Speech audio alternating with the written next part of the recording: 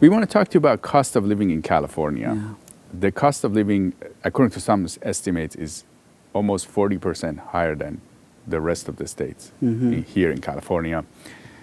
16.9% of people are in poverty, and there's another 30-something percent of people that are close to poverty.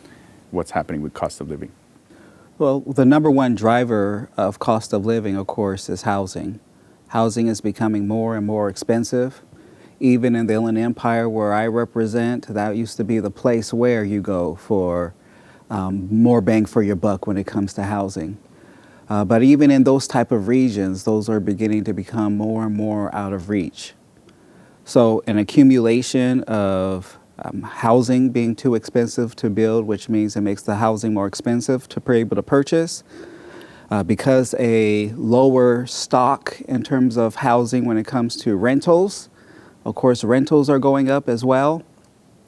Those begin to be the number one drivers of where people are spending more than 50% of their entire income on housing alone. And that's simply just not sustainable. And then, of course, we know that it's costing more money to generate energy. So electricity bills are going up. Fires are happening more frequently. So now insurance rates are going up. So if you have a car, if you have a home, and anything else you're trying to insure, those rates are going up. So what we're seeing is a perfect storm that we have to be able to find ways to turn in the opposite direction. And there is gasoline too, right? And you just joined the board of CARB, right?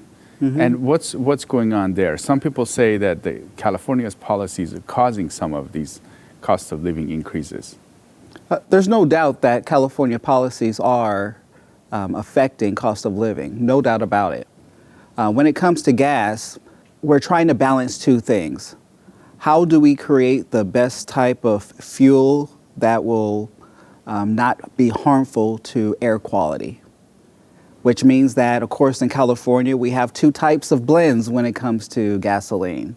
We have our winter gasoline and our summer gasoline.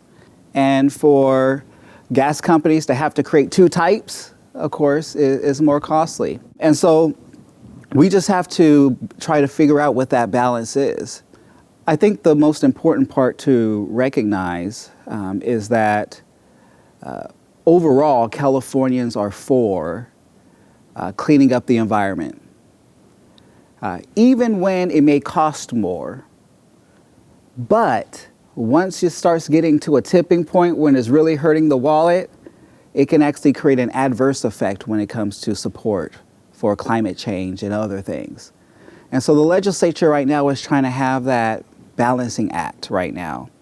And we're hyper-focused on making sure that we are not making it harder for people in their pocketbooks. What was it like for you to get involved with CARB? Well, as I was just appointed by the speaker to CARB a few months ago, and I really requested it because I come from a region where poor air quality is the number one environmental issue.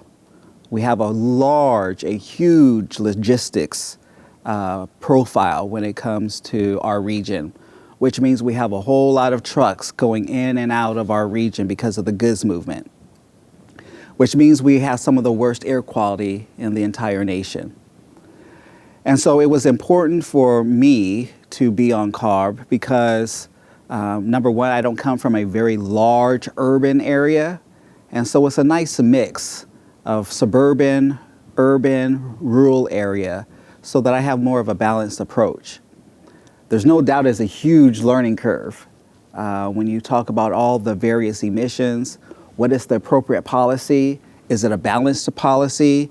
Or what are some possible unintended consequences as well?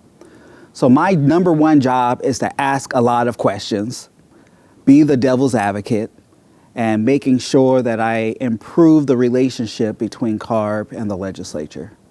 For some time, the CARB hasn't really thought about the cost of living in their initiatives, right? Because they were mandated to just go after pollution and air quality, but they weren't considering, they mentioned they weren't considering that, right?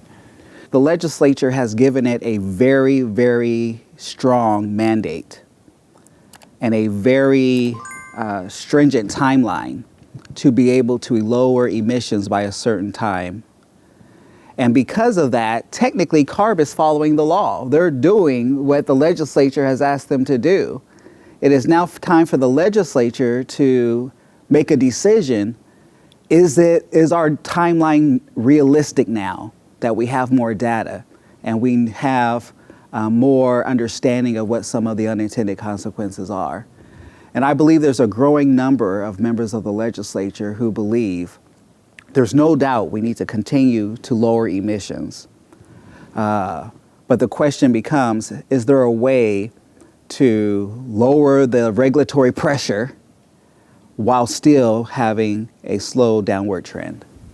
Do you think it's possible to go back and change those dates and timelines? Absolutely. It's definitely possible. And I'm actually thinking about next year introducing a bill to do that. And now you mentioned housing. There's a lot of effort from the state to develop housing. There's a lot of talk and there's a lot of laws, like from the ADUs to all sorts of housing. And some people have told us this hasn't created a lot of affordable housing. What are your thoughts on that? It hasn't, and California is not doing enough. There is no doubt that we are trying to loosen the regulatory environment so that we can make it easier and cheaper to build housing. One thing we're missing, though, is that we still have not stepped up to the plate to provide the funding necessary to supercharge affordable housing being built. And which is why I have legislation like Constitutional Amendment 4 that says we should be dedicating a percentage of our budget towards affordable housing. It's our number one and deepest crisis in California. And if we're not spending $5 to $8 billion a year to be able to ramp up affordable housing stock, then we're not solving the problem. The housing that's getting created right now is market rate housing, right? The overwhelming majority of it is market rate. We do have some affordable housing, but it's not, it'll take 20, 30, 40 years to be able to get our way out of at the pace we're doing now. We got to do more.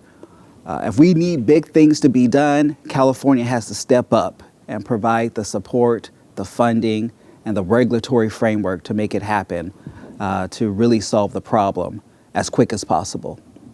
So we have been told by some of our guests that we had these redevelopment agencies and they were working pretty well, but they were taken away because of budget issues.